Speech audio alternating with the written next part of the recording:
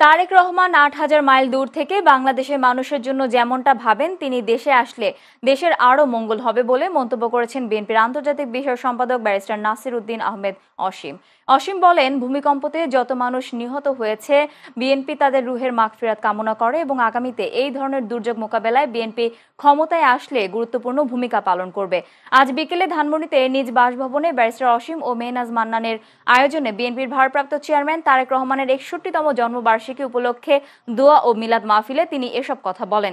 এ সময় জাতীয় বিশ্ববিদ্যালয়ের পরিচালক নাজিম উদ্দিন সহ ঢাকা ১০ আসনের নিউ মার্কেট, কলাবাগান, ধানমন্ডি ও হাজারীবাগ থানা ও ওয়ার্ড বিএনপি ও অঙ্গ সহযোগী সংগঠনের নেতাকর্মীরা উপস্থিত ছিলেন। তিনি নেতৃত্ব দিয়েছেন গত ১৬-১৭ বছর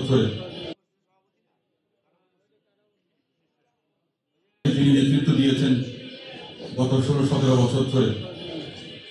বিদেশে থেকে ৮,০০০ মাইল দূরে থেকে যে মানুষ ঐক্যের প্রতীক হিসেবে নিয়ামক ভূমিকা পালন করেছেন, তিনি দেশে আসলে বাংলাদেশ জাতীয়তাবাদী দলের তথা সমগ্র দেশের জনগণের আরো অনেক বেশি কল্যাণ সাধিত হবে।